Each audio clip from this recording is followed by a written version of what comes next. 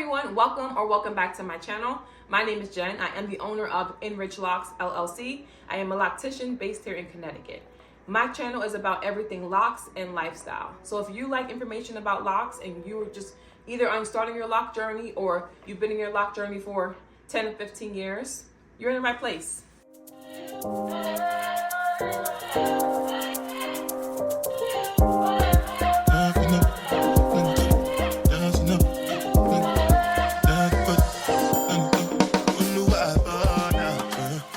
So today's video, we're going to discuss understanding buildup. So let's first discuss what buildup is. Buildup is an accumulation of things on your scalp, whether it's natural oils or whether it's from added products like grease, carrier oils, shampoos, conditioners, whatever it is. For some reason, it is not going into your scalp. It hasn't been dispersed. It's just getting piled on and on and on and on onto your scalp. So now that we know what buildup is, we're going to discuss in this video how to remove it and how to avoid it. If you see me looking to the right, I have my notes over here to the right. You know what, maybe in the next video I'll put them to the left so I can say something different. But I still have them over here to the right on my computer. So if you see me looking this way, that is why. The very first way that you can avoid buildup is to shampoo your hair regularly. You want to make sure that you are washing your scalp thoroughly and regularly, especially when you have locks, okay? You don't have to go months on end without washing your hair. You can wash your locks. Please wash your locks, okay? So washing your locks with a clarifying cleansing shampoo, I recommend doing 2 shampoos every time you wash your hair. Will remove any buildup that you have. It will remove traces of product that you used in the past, and it will just give you a fresh, clean start. So when you're washing your hair, the first shampoo removes all the buildup that you can see. It'll help degrease your scalp. It'll help remove the oils that are in your hair, any dandruff that you have, whatever it is that you have, that's what the first shampoo will do. The second shampoo will remove all the dirt that you can't see. That's when you really get in there. It's going to be a bigger lather and you're really going to be cleansing your scalp, and that's what you're looking for.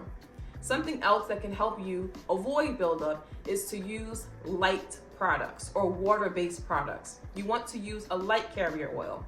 Some carrier oils that I would recommend are tea tree oil. Jojoba oil is the closest oil to the natural serum that's actually in our scalp. So definitely jojoba oil. Argan oil is great. So is castor oil, but castor oil is a heavier oil. So if you do use castor oil, please use it sparingly. You do not need to use as much castor oil as you use tea tree oil. Something else that's very important is read the ingredients on the product. I can't stress this enough. I'm not gonna say her name. Actually, this happens to 2 of my clients, so I won't say either of their names. But one of my clients was just confused as to why the smell of the oil was so strong. Her husband was getting irritated by it, and he was just like, this doesn't smell like it's a good oil. This smells like a cleaner. And she was confused as to why it was so strong and why her scalp was burning a little, was getting irritated while she was using it. So I said, okay, bring the tea tree oil in with you at your next appointment. But if it's irritating your scalp now, I would definitely recommend you do not use it. Don't use any more of it. And when you come to your appointment, we can figure it out together. I kid you not. She was using tea tree oil for the diffuser. The diffuser. She was putting that in her scalp. Why? Because of the packaging. She got it from a beauty supply store. It said tea tree oil in it, and it was little, and she thought it was regular oil. But what she didn't see is that the back of it actually said room fragrance. But they had it with the tea tree oil. So it's very vital and very important that you want to make sure you read the back of the bottle to make sure you are purchasing what you thought you purchased.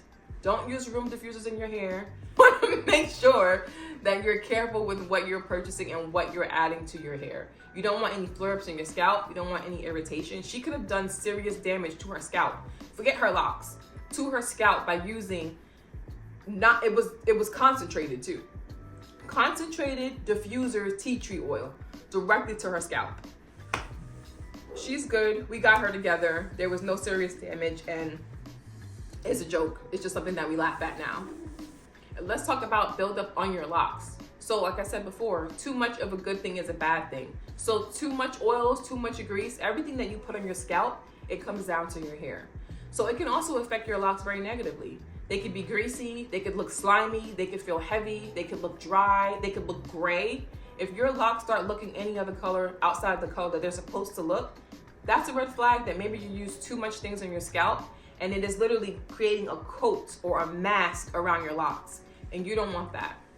Another way that you can tell if you have too much buildup is if your hair is flaky. If your head is super itchy and is flaky and you're getting a lot of dandruff, it can often mean that you have product buildup, which is why it's important for you to have a moisturizing routine schedule. You see how everything plays back into each other? Because if you're moisturizing your hair and you can say, hey, I moisturized my hair on this date, and then 2 days later, I started having flakes, we can backtrack and say, okay, did you have flakes before you used that?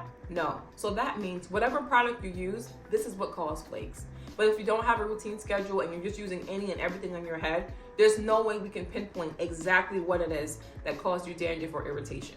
Whether if it's something actually medical or whether if it's just a product that you're using that's causing buildup, we won't be able to pinpoint it. So it's very important that you do this, okay? Your locks are an investment. Your locks are a journey, and you want to have the healthiest and the most exciting journey that you can.